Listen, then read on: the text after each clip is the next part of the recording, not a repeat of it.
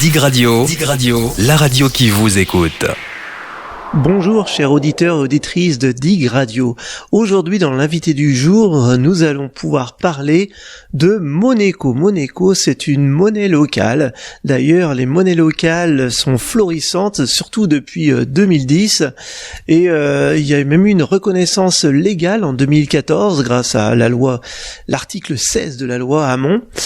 Et plusieurs milliers de monnaies locales existent dans le monde, dont 70 en France.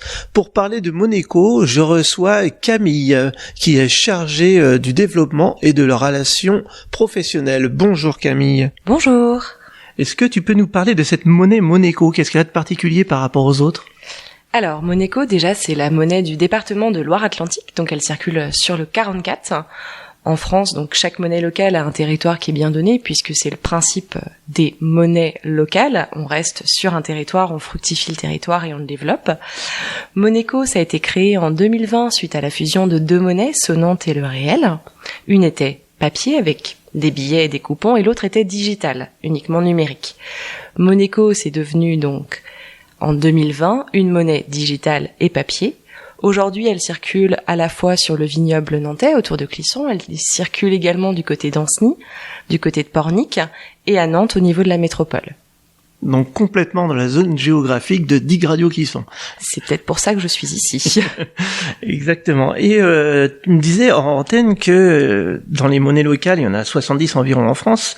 Moneco a un grand succès par rapport aux autres.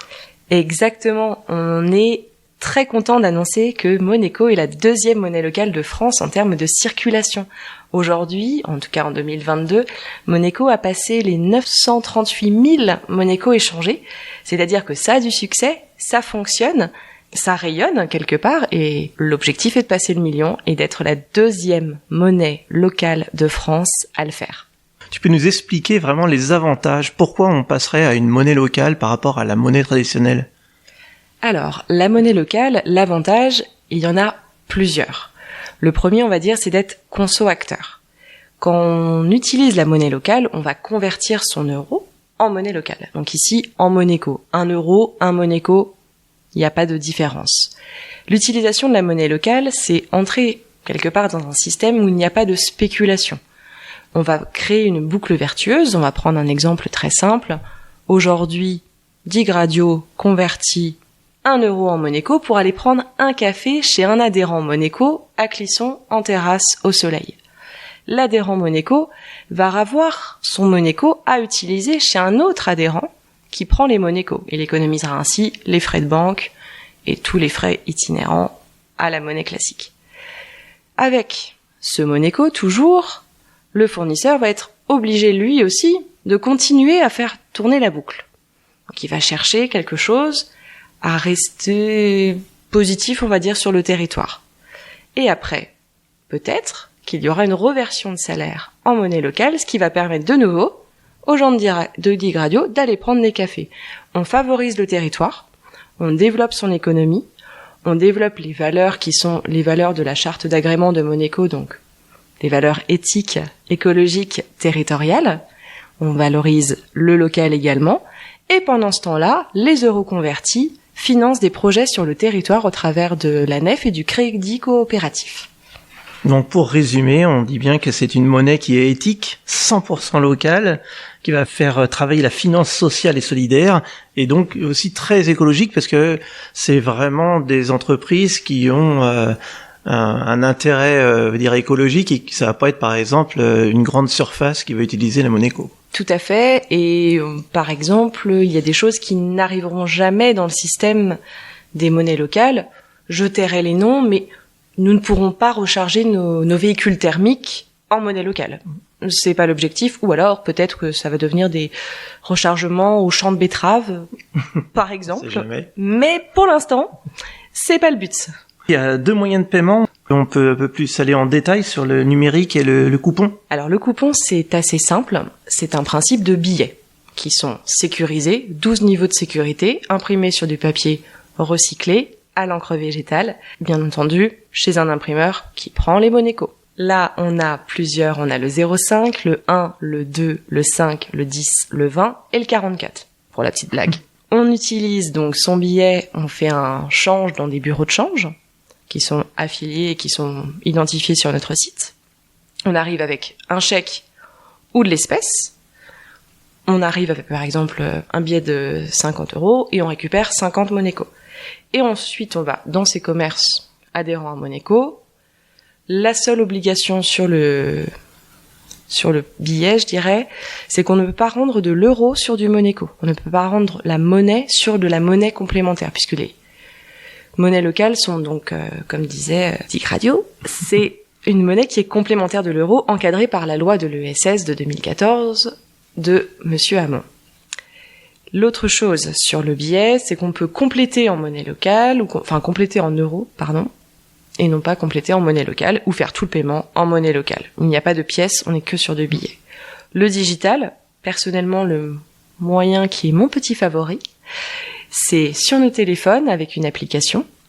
On a juste à entrer le paiement, la somme au centime près, valider, montrer à la transaction à l'utilisateur qui est face à nous. On peut faire des paiements de particulier à particulier aussi s'il y a besoin de remboursement, ce genre de choses.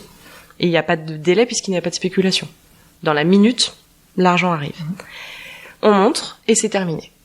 Donc ce sont les 2 moyens de paiement, ce qui permet en plus à Moneco de rester une monnaie inclusive et d'avoir tout le monde qui puisse l'utiliser. Et quand on prend par exemple, je vais prendre 10 Moneco, que ça soit en virtuel, en numérique ou en coupon, est-ce qu'il y a une date de validité ?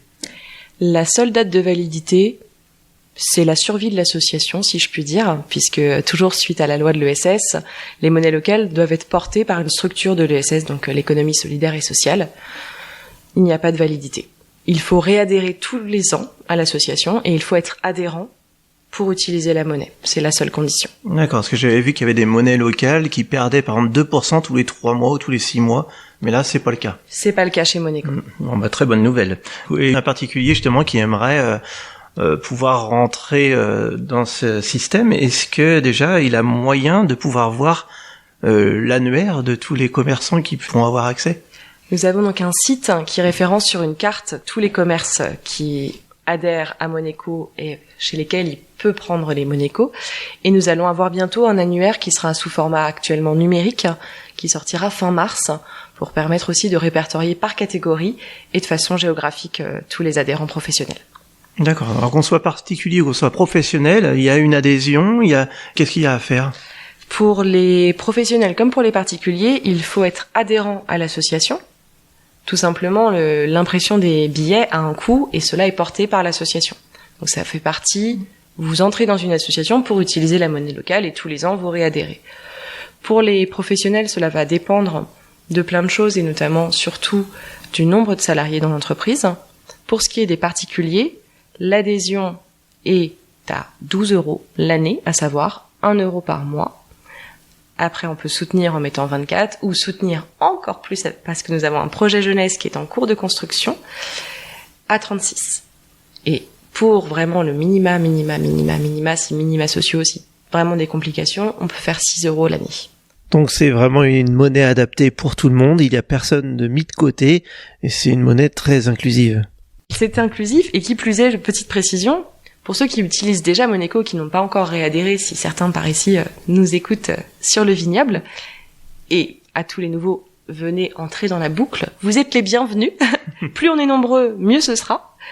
L'adhésion peut être également faite en Moneco, c'est-à-dire que si vous allez donc sur l'application ou sur le site et que vous faites paiement à l'utilisateur, vous choisissez l'association MLC 44, puisque Moneco est porté par cette association qui s'appelle MLC 44, qui est porteuse, et l'adhésion peut être réglée en Moneco, ce qui permet aussi de continuer à faire tourner et de continuer à financer des projets sur le territoire. Les personnes qui nous écoutent sont peut-être tentées d'aller plus loin. Comment ils font pour vous retrouver ? Est-ce que vous avez des réseaux sociaux ? Est-ce que vous pouvez donner le site internet ? Alors, on a le site qui s'appelle donc Moneco, comme le nom de la monnaie, moneko.org.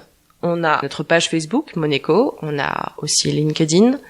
Et nous avons également Instagram. Donc plus aucun prétexte pour ne pas adhérer. Exactement. Venez, rejoignez-nous, et puis en plus, vous avez du monde à Clisson, et même dans le vignoble. Merci beaucoup Camille d'avoir été à notre micro, et puis on vous dit à très bientôt avec cette nouvelle monnaie Moneco. À bientôt. Toute la journée, vous écoutez Dig Radio sur digradio.fr.